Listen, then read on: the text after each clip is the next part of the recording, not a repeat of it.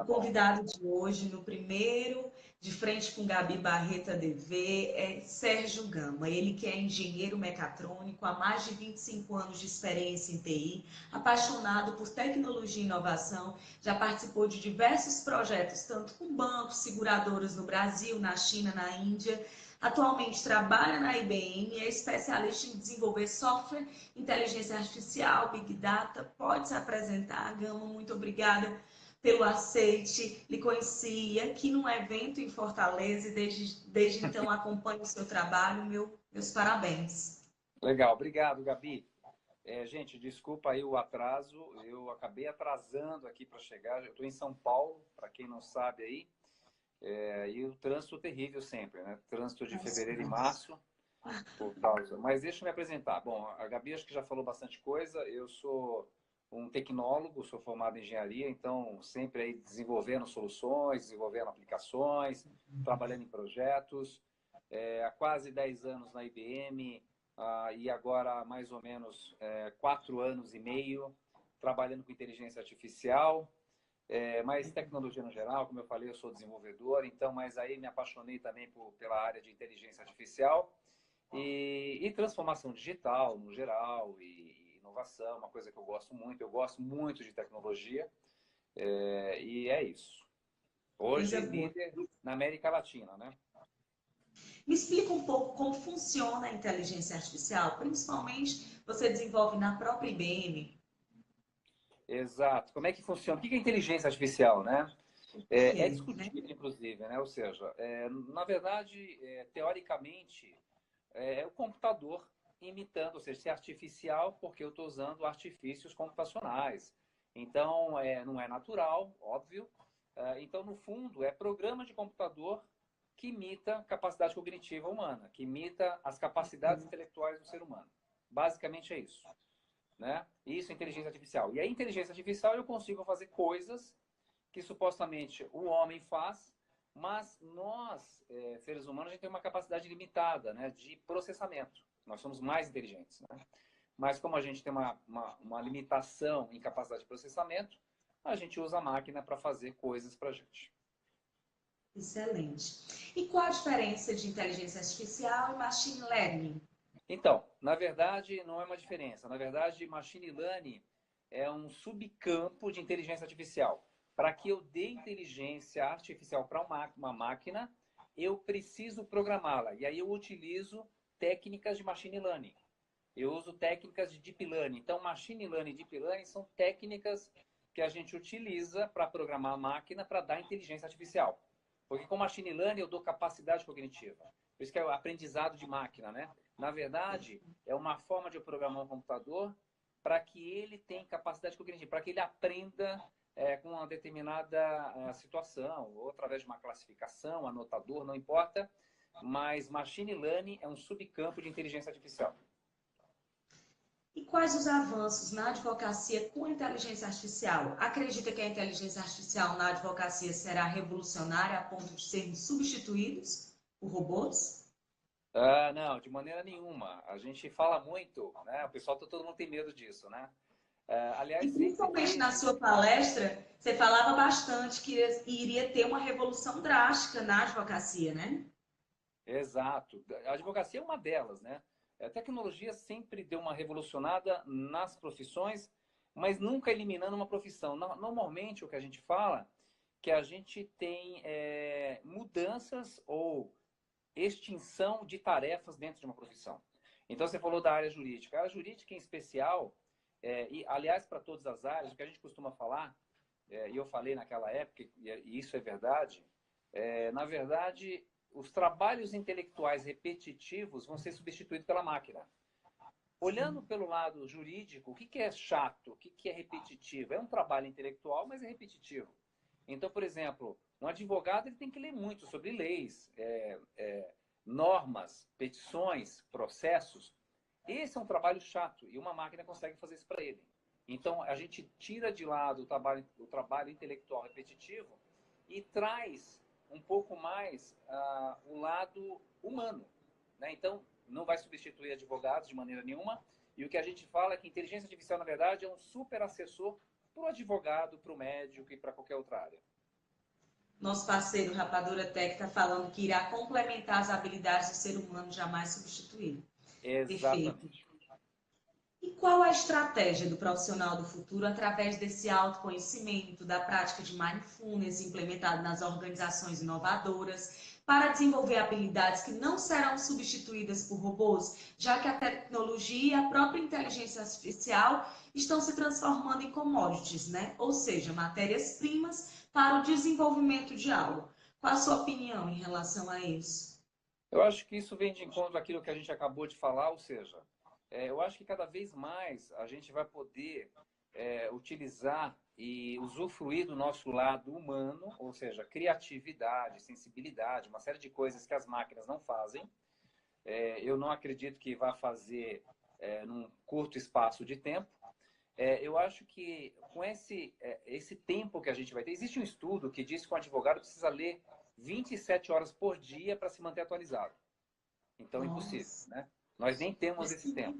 Então, esse trabalho vai ser feito pela máquina. Sendo assim, a gente vai, no caso de um advogado, ele vai poder aumentar seus conhecimentos, aumentar a sua convivência social através da humanidade, da sensibilidade. Ou seja, não só advogado, se a gente pensar em qualquer outra área, qualquer outra profissão, a gente acredita muito, eu acredito, e vendo palestras de especialistas pelo mundo, a maioria também diz a mesma coisa, a gente acha que a gente tem a oportunidade, talvez isso não aconteça, porque também a gente tem que, nós temos que ter a noção de que por trás de tudo isso, por trás das organizações, se quer muito dinheiro, né? Mas se não for isso, eu espero que toda essa tecnologia nos dê muito mais humanidade, nos deixe muito mais próximo da família, fazendo coisas mais interessantes do que dentro de escritório, lendo documentos, lendo leis e tudo mais. Qual o diferencial da tecnologia para quem trabalha frente às outras já existentes no mercado? Qual o diferencial que pode proporcionar a longo prazo? Hoje, a diferença em termos de tecnologia, no fundo, gente, por trás do que a gente está falando de inteligência artificial, eu tenho os mesmos computadores, eu tenho a mesma forma, ou seja, de programar. Eu não vou programar da mesma forma, mas eu vou usar as mesmas tecnologias muito parecidas, ou seja, linguagem de programação. Em termos de tecnologia, o que aconteceu para a gente estar falando de inteligência artificial agora, neste momento? Eu tenho um poder computacional muito maior do que eu tinha 10, 15 anos atrás. Eu tenho um poder de armazenamento, porque quando a gente fala de inteligência artificial, a gente acaba falando também de Big Data, muito dado. É por isso que a inteligência artificial realmente está nos ajudando. A gente falou agora há pouco, eu comentei de 27 horas, né, de leitura para um advogado se manter atualizado. Porque você imagina o quanto, imagina um médico, né? Quanto de pesquisa científica, quanto de dado. Então, qual que é a mudança na tecnologia? É isso que eu falei, resumidamente capacidade de processamento, capacidade de armazenamento. E outra coisa, cloud computing. Então, eu não preciso adquirir uma máquina superpotente para trabalhar com inteligência artificial. Isso é sensacional. Se a gente falar em termos de técnico, tanto da área de tecnologia, ou falar do profissional, aí olhando pelo lado jurídico, como é que eu tenho que me preparar? Eu tenho que aceitar, eu acho que está tendo uma grande aceitação, eu tenho que aceitar um novo assistente, que é uma máquina com inteligência artificial para trabalhar comigo. Eu acho que essa é uma mudança de cultura nas profissões, tanto pelo lado técnico quanto pelo lado do próprio jurista, do próprio advogado, da área jurídica. Eu acho que essa aceitação e trabalhar com um novo assistente. E sem o medo de que vai tomar meu lugar. Não, de maneira nenhuma. Eu tenho que passar o meu conhecimento para esse novo profissional, né, que seria um robô. Né? A gente poderia dizer que é um robô, que vai estar trabalhando comigo, me ajudando com esse trabalho chato, que é repetitivo, e aí vai ser um super assistente. E desenvolver essas outras habilidades, como já foram ditas, né? Inclusive a empatia, esse olhar mais humanitário, essa parte mais da lógica estratégica dentro da advocacia. E fala um pouco quais os princípios éticos que devem ser norteados com o uso da inteligência artificial, bem como a segurança do sistema, criptografia de dados e acesso a informações, A inteligência artificial também pode ser usada nesses pontos. A minha maior preocupação é essa parte de gestão, né? O compliance, a ética dentro da inteligência artificial. Se você puder focar mais Sim, nesse aspecto.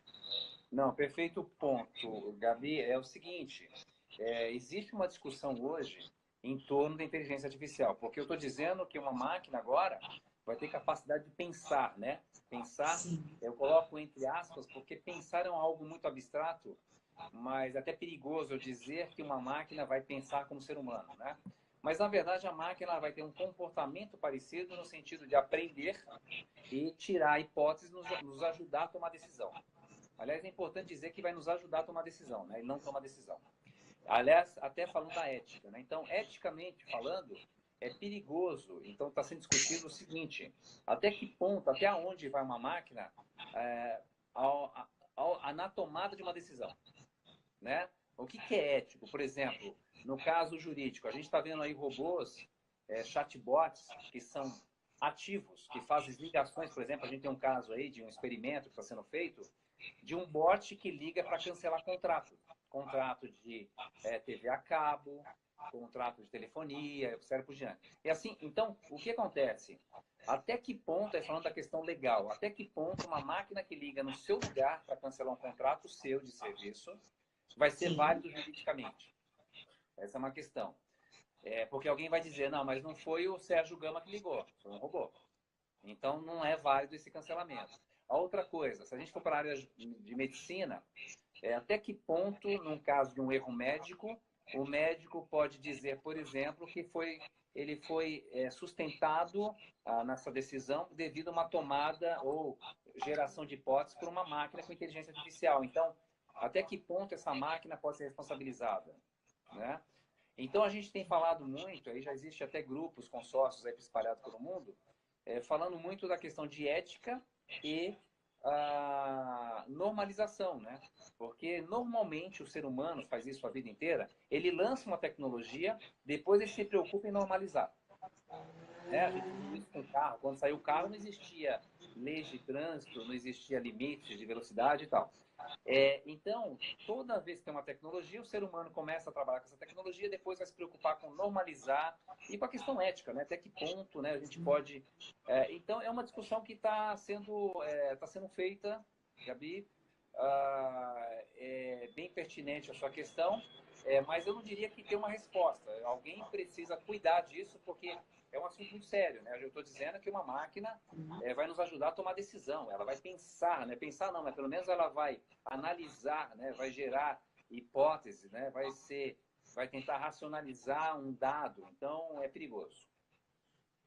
E como a inteligência artificial poderá auxiliar os tribunais, principalmente na métrica para desempenho de gestão interna?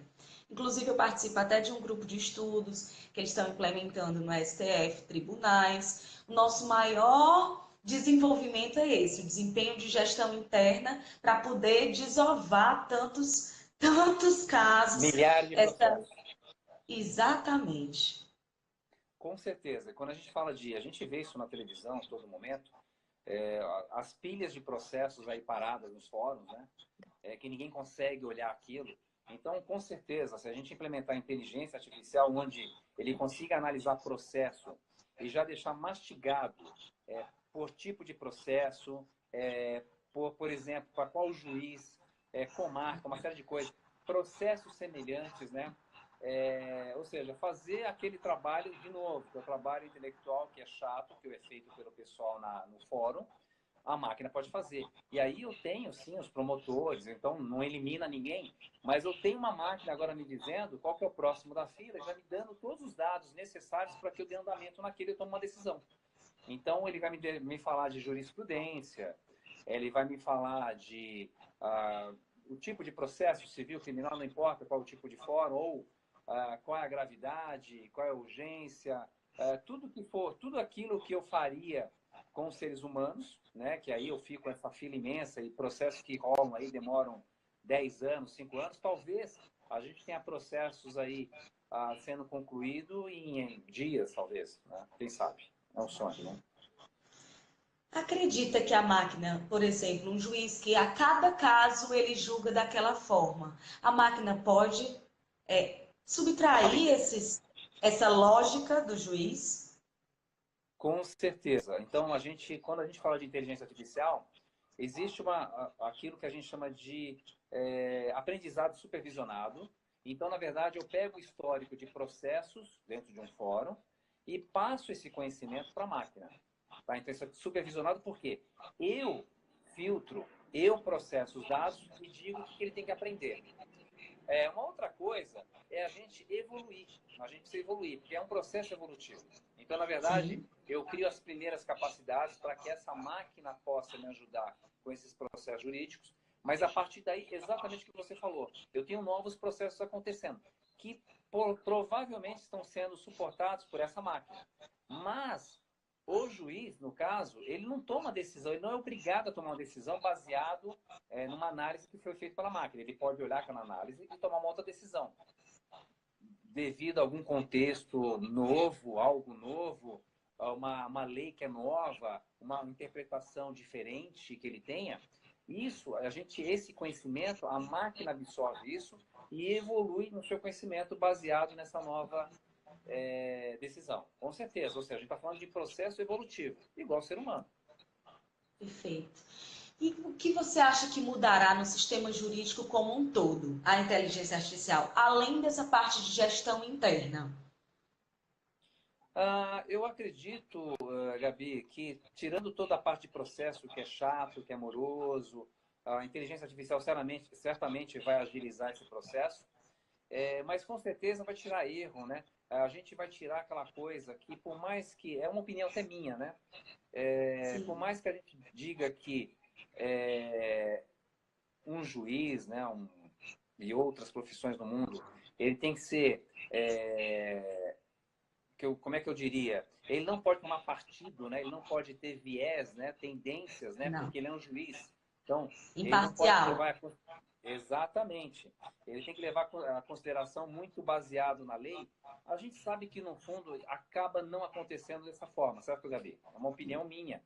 Porque Sim. existe um ser humano ali, né? Então, se eu não gosto de determinada situação, se eu, por questões de empatia, de repente, pode me fazer tomar uma decisão, eu acredito que o que vai evoluir com a inteligência artificial, que não vai ter mais isso, porque eu estou falando de uma máquina. Né? Então, a máquina ela não vai ser sensibilizada por algum fator dentro desse processo, por exemplo, por causa de quem está dentro daquele processo, por causa das pessoas envolvidas, por causa do momento, por causa de gosto pessoal, por causa de um sentimento, né? Por causa do meu humor, né? Então, quando a gente fala de máquina, então, assim, eu acredito que isso vai fazer o quê? Diminuir o erro de processo também, além de agilizar, certamente diminuir o erro de processo, porque essa máquina não está sendo mais sensibilizada por esses fatores externos. Então, acredito que vai mudar muito. Eu tenho uma fé muito grande que, especialmente na área jurídica, eu vejo em várias áreas, mas especialmente na área jurídica, além de acelerar, a gente vai ter uma assertividade aí, com certeza muito maior e uma chance muito menor de erro. Maravilha. E como tem sido essa aceitação da inteligência artificial, não só na área jurídica, mas em outras áreas? Eu lembro que você na palestra falou muito do desenvolvimento na área da saúde, inclusive eu entrevistei o presidente da Unimed, né, em parceria com o Grupo Portfólio, eles estão implementando também a inteligência artificial lá.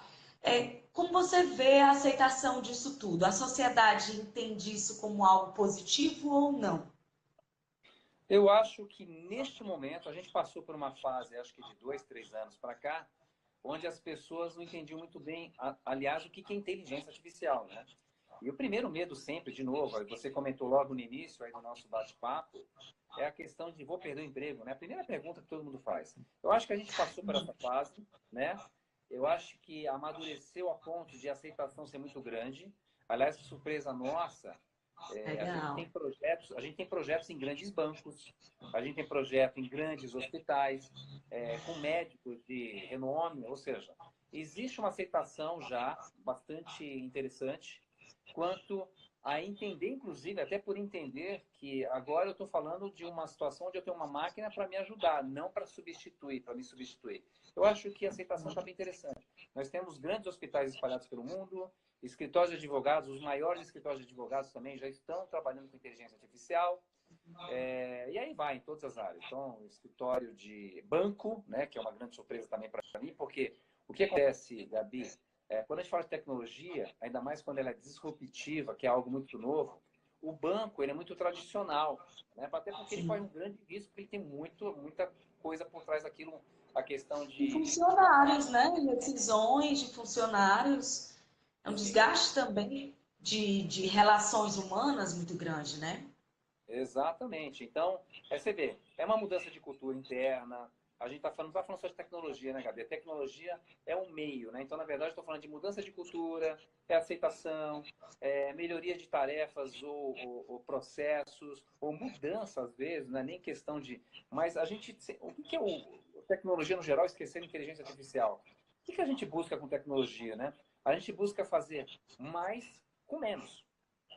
E quanto mais acessibilidade. E no fundo, sempre tecnologia foi para isso. Eu quero fazer muito mais rápido aquilo que nós somos mais inteligentes que a máquina ainda. Tá? Então todo mundo fique tranquilo quanto a isso. Nós somos muito mais inteligentes. O nosso problema é a capacidade de processamento. Né? Então, mesmo uma máquina de calcular, se é uma máquina de calcular, eu consigo fazer cálculo? Eu consigo, mas eu posso fazer alguns cálculos que levaram 1 hora para fazer alguns cálculos. Uma máquina vai fazer muito rápido. Então, Gabi, assim, o que eu vejo a gente precisa aceitar que tecnologia veio para isso, lógico. Existem pessoas, de repente, até mal intencionadas, ou que utilizam tecnologia de forma errada. Mas, no fundo, a tecnologia veio para nos suportar e para fazer com que a gente faça coisas melhores como seres humanos, e ela vai fazer as coisas bem chatas aí, né? Perfeito. E o porquê o padrão para análise de conteúdo, o IUMA, né, ficou um bom tempo sem ser desenvolvido pela IBM. Nesse tempo foram desenvolvidas outras tecnologias e princípios em linguagem de programação em código aberto. O que é necessário para levá-lo para esse século XXI? Não, a IBM já está trabalhando muito em cima disso. Eu acho que até porque, até alguns anos atrás, todo o processo, toda a pesquisa de inteligência artificial era muito acadêmica ou de laboratório. E justamente pelo motivo que eu falei há pouco, que era a capacidade de processamento e tal. Hoje a gente começa a falar de metodologias de tratamento de dados não estruturados, né? Que é exatamente o que você está falando, e alguns processos que podem fazer com que nos dê transparência, nos dê segurança, né? Então, não, a IBM está trabalhando com esses processos, com certeza, até porque para dar garantia, para dar transparência a esses novos processos, novas soluções que estão aparecendo com inteligência artificial, com certeza. Não só a IBM, né? Nosso público é mais voltado para os jovens advogados, aqueles um pouco frustrados na profissão, aqueles que estão indecisos, como eu um dia fui, indeciso entre concurso público e uma advocacia diferenciada. Qual conselho você daria para esse futuro dessa profissão e principalmente para se adequar a essa quarta revolução industrial, né? Você falou muito dessa mudança de mindset, dessa aceitação. Qual conselho, além desses já falados na nossa live, você daria? Olha, não foge muito do que a gente falou até agora. Eu acho assim, a aceitação que você acabou de falar, eu acho interessante o preparo para trabalhar com essas tecnologias. Gente, é importante dizer o seguinte, as pessoas que vão trabalhar em torno dessa tecnologia para desenvolvê-la, eu preciso de gente com skill do negócio. Eu preciso de gente especialista em linguística, gente especialista em comunicação. Eu preciso de skill híbridos, né? Ou seja, diferentes skills dentro desses processos. E é importantíssima a participação do advogado também, tá? Então, significa dizer o seguinte, os advogados hoje, eles não podem ser simplesmente um advogado por conhecimento da área jurídica, de leis. Eles têm que, de alguma forma, se envolver com a tecnologia, até porque nós, tecnólogos, precisamos desse conhecimento. Porque não adianta o trabalho de... É complementar, né? Não Totalmente adianta de nada o complementar. seu conhecimento se você não souber a nossa prática, Se eu as não nossas conseguir... dores. Exatamente. Então, eu tenho que extrair esse conhecimento de vocês saber como é que é o trabalho, os processos dentro da utilização desses conhecimentos para poder passar para a máquina. E isso não morre aqui, porque aí vocês vão ficar com mais tempo de evoluir na área de vocês e eu preciso estar sempre fazendo curadoria e evoluindo com a solução. Então, eu acho que essa é uma diferença para a maioria das profissões, o advogado especialmente, é essa questão de trabalhar com a máquina, né? Ser mais um profissional dentro de um time multi-skill. Perfeito. Entender do negócio é fundamental, é verdade, Rapadura. Sérgio, eu não tenho palavras para agradecer tanta experiência, tanta sabedoria, tanto conhecimento compartilhado junto conosco, abdicar aí do seu tempo de lazer, de descanso, para poder nos auxiliar a pensar um pouquinho fora da caixa, a entender esse futuro das nossas profissões. Parabéns pelo trabalho desenvolvido na IBM, mais sucesso ainda, é isso que eu desejo. E lhe aguardo aqui em Fortaleza, ou quiçá numa nova oportunidade aí em São Paulo, conhecer um pouquinho da IBM como um todo. Estarei em São Paulo em maio, quem sabe eu não faço uma visitinha aí a vocês. Muito obrigada a todos os espectadores, obrigada por estar compartilhando aí. Também desse incentivo, né? Fazer com que jovens advogados eles se sintam mais amparados com tudo isso, né? Uma forma de atrair através da tecnologia e não afastar. E é isso, Exatamente. Sérgio. Obrigado, gente. Obrigado, Gabi. Imagina, eu agradeço a oportunidade. É um prazer enorme estar podendo compartilhar de alguma forma. Essa é uma área nova, então ninguém domina 100% essa área. O meu trabalho como evangelizador na IBM também é fazer com que as pessoas se abram para a tecnologia, e no geral, independente de inteligência artificial ou não, porque certamente vai nos empoderar ainda mais. Então, eu acho que as pessoas precisam acreditar que tecnologia veio para nos empoderar, né? Para nos deixar muito melhores como profissionais. Obrigado, eu que agradeço. E se estiver em São Paulo... Perfeito, muito boa noite. Depois eu vou salvar essa live e colocar no canal do YouTube. Tchau, tchau. Obrigada. Boa noite. Um abraço. Valeu, tchau.